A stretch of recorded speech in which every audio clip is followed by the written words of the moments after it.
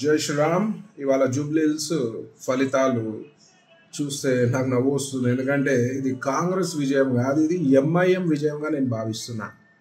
ఎందుకంటే ఎంఐఎం కాంగ్రెస్ గుండాలు ఇవాళ దొంగోట్లతో మరి అడ్డదారిలో ఇవాళ కాంగ్రెస్ ఇవాళ జూబ్లీహిల్స్ సీటు కైవసం చేసుకుంది. మరి ఓటింగ్ శాతం కూడా అత్యధికంగా ముస్లింలు వన్ సైడ్ ఓటేసి ఇవాళ కాంగ్రెస్ని గెలిపించడం జరిగింది.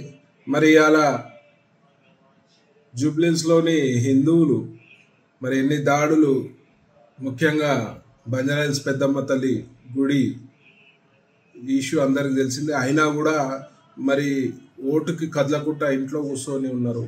మరి మనందరం ఇట్లనే ఉంటే మాత్రం రాను రాను మొత్తము కాంగ్రెస్ ఆల్రెడీ కాంగ్రెస్ అయిపోయింది. అలా వాళ్ళు ఓపెన్గానే చెప్తుర్రు ముస్లింల పార్టీ కాంగ్రెస్ పార్టీ అని. వాళ్ళని ఎదుర్కోవాలంటే మనం ఐకమత్యంతో మరి బయటికి వచ్చి ఓటు వేయాల్సిందిగా నేను అనుకున్నా. కానీ వాళ్ళ హిందువులు చాలామంది బయటికి రాలేని పరిస్థితులు ఉన్నారు.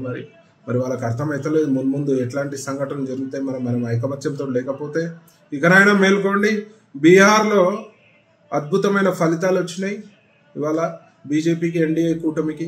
మరి ఎక్కువ ఎడ్యుకేషన్ లేని బీహార్ వెనుకబడిన రాష్ట్రంగా ఉండి కూడా వాళ్ళు ఒక మంచి ఆలోచనలతోటి మరి దేశభక్తి కలిగిన బీజేపీకి ఓటేస్తారు. మరి మనం ఎందుకు మేల్కుంటలేము? ఇక్కడ వాళ్ళు చదువుకోవడం మ్యాక్సిమం ఎడ్యుకేషన్ లేదు, అక్కడ పావర్టీ కూడా చాలా ఉంది. అయినా వాళ్ళకున్న తెలివి మనకు ఎందుకు వస్తలేదని నేను అడుగుతున్నా. ఇకనైనా ముందు కూడా మనకి ఇంకా చాలా అవకాశాలు ఉన్నాయి. జూబ్లీహిల్స్ పోయినంత మాత్రం అయ్యేది ఏం లేదు. ముందు మంచి అవకాశాలు ఉన్నాయి. మరి దేశం కోసం, ధర్మం కోసం పాటుపడే బీజేపీ వైపు చూడాలి. ముఖ్యంగా హిందువులు ఐకమత్యంతో లేకపోతే మాత్రం రాను మన పరిస్థితి దారుణంగా అవుతుందని చెప్పి సందర్భం తెలియజేస్తూ మరి ఇకనైనా ఆలోచించుకోవాల్సిన అవసరం ఉందని నేను ఈ సందర్భంగా తెలియజేస్తూ Jai Sriram. Local to global news at your fingertips. మీ చేతిలో ఒక ఆయుధం. Download R TV app. Media legend Ravi Prakash is back.